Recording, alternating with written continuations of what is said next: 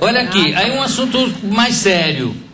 Milhares de pessoas ganharam em todas as instâncias da justiça o direito de receber salários, pensões e aposentadorias atrasados.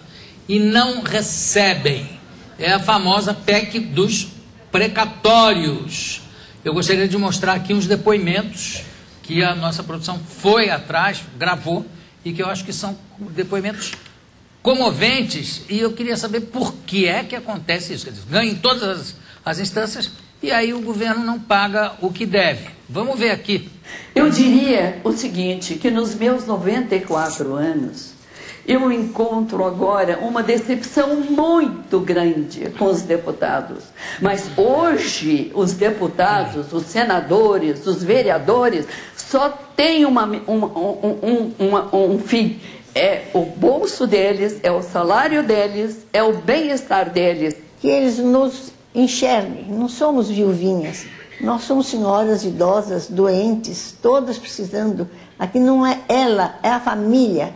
E é um direito nosso, é um dinheiro nosso. Agora, fazer uma ponte com o nosso dinheiro, fazer um viaduto com o nosso dinheiro, eu acho que é uma injustiça. A pessoa que vai passar lá está passando em cima da velhinha que deixou de receber, de se cuidar, de morrer com dignidade, para fazer um viaduto para as pessoas passarem. Tem todo o direito a pessoa de passar, mas não tomando dinheiro que é nosso por direito. É calote, e calote é coisa que o governo não tem o direito de ensinar para o povo. E isso tudo vai refletir no futuro do Brasil. É isso mesmo. Muito bem.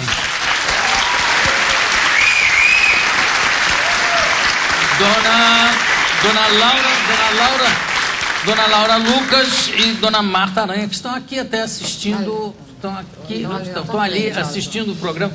Obrigado pela presença de vocês. Eu quero mostrar mais um tape que foi feito com o general José de Moraes Coelho e com o advogado Marcelo Gatti Lobo. Mostra lá, por favor. O general é herdeiro de sua esposa, uma professora da Prefeitura de São Paulo, que ganhou na Justiça uma diferença salarial. Os precatórios alimentares atualmente não estão sendo pagos em razão de uma mudança constitucional acontecida em 2000. Agora, nós temos a oportunidade de corrigir essa distorção. É absolutamente inadmissível a forma como são tratados os credores dos precatórios. Aliás, o poder público os trata como se eles simplesmente não existissem. É esse resgate que a Ordem dos Advogados do Brasil quer que aconteça. Muito bem. Está aqui na plateia também conosco Marcelo Gatti Lobo. Explica um pouquinho como é que é esse negócio, Lúcia. Olha, o maior cliente do poder judiciário hoje em dia é o poder executivo. O problema é que os vários governos, tanto o governo federal quanto governos estaduais e até municipais, no caso do governo federal, lança planos econômicos, URV, URP, diminui a coisa da caderneta de poupança, mexe na aposentadoria, uma série de coisas, e isto vai criando um contencioso. Isso vai parar na justiça. Aí qual é a jogada esperta do governo? Em vez de eu resolver tudo, que vai ser uma fortuna, quem entrar na justiça, eu acabo perdendo e acabo pagando. Mas não é o que aconteceu aqui, aí as pessoas, pois é, mas aí as pessoas, então, o processo é esse, as pessoas entram na justiça e vão a todas as instâncias, primeira, segunda, terceira, até o final. Aí existe o precatório. O precatório é uma assunção de dívida. O governo diz assim, devo, não nego, e pagarei a tal dia. E não paga. E não paga. Então, não é só desumanidade, é calote mesmo, como disse essa senhora, meus parabéns, muito bem dito, porque isto é calote. Essas pessoas já pagaram tudo, elas não têm culpa dessas trapalhadas que os governos fazem periodicamente, que vão criando essa bola de neve, que é esse contencioso, e que acaba nisso. Então, tem um precatório, diz que vai pagar e não paga. E essa PEC, essa proposta, o que ela faz? Ela reduz a obrigatoriedade de emenda constitucional. De emenda constitucional. Reduz o montante que cada prefeitura tem que despender para pagar esses títulos precatórios. Ele fixa um limite, né? Ele estabelece um limite. Antes era pela ordem de chegada. alimentícios tinham prioridade. Tinha escalonava, né? Era cronológica. E tinha uma coisa por tempo, né? Antiguidade. Exatamente. Agora ele reduz, estabelece 2%. É 2% do orçamento, mas do Estado 0,6%. Eu tive a impressão, Flávio, sei lá, um certo momento me pareceu que era mais fácil para as empresas receberem do que para as pessoas físicas. Posso falar uma coisa assim? Uma coisa assim. Deixa ela responder primeiro. Mas eu queria exatamente falar em cima disso, da sua pergunta.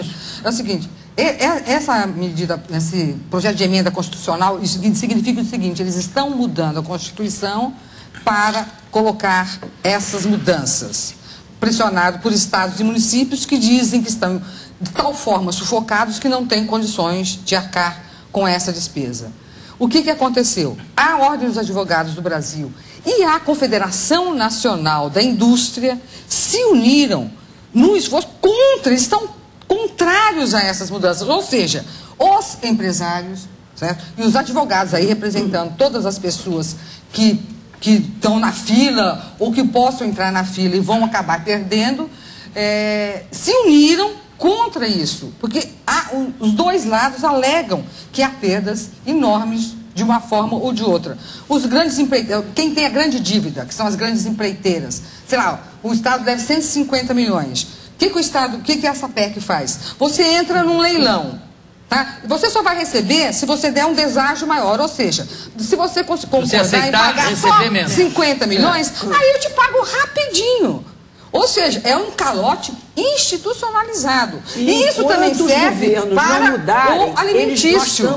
Nós estamos criando o próximo precatório, o próximo calote. E mesmo vale para o alimentício. Porque os governos continuam atuando da mesma maneira. Como as duas senhoras que estão ali, elas têm uma dívida para receber. Se elas entram no leilão e aceitam reduzir ali o que elas que a justiça deu a elas o direito de receber, elas vão receber na frente. Senão, vai ter de aguardar na fila. Porque é o seguinte, 60% do que é definido no orçamento vai para leilão e 40% fica ali para quem está na fila. Lilian, me explica o seguinte: todos os municípios, todos os estados, o país, é uma queixa constante de falta de verba, de falta de caixa, de falta de dinheiro. Se acontece isso, por que gastam tanto dinheiro para se elegerem? Por que os políticos querem tanto, almejam tanto a lugares que só dão prejuízo? E por que continuam a roubar tanto dinheiro público?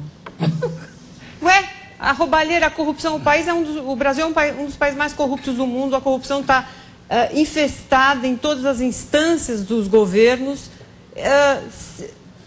O caso que a gente está vendo agora do Senado, para ficar só nisso, que é mais recente, é roubo de dinheiro público, porque o dinheiro é público, então tem que ser publicado, inclusive. Não explicando só que o dinheiro público é dinheiro nosso. Da gente, dos nossos impostos. Dos impostos. Mas delas também, das duas. duas. O caso do precatório fica mais, me parece, fica mais óbvio ainda, porque o general, onde estava, o advogado estava na casa do general, o advogado Marcelo Gatti Lobo, é o general José de Moraes Coelho, que está com 98 anos. E essa senhora de 94, depois eu quero saber o nome de todos os seus médicos. Viu? A senhora está muito bem, hein? A senhora está, meus parabéns. Tem certas coisas que não se pode perguntar para a mulher.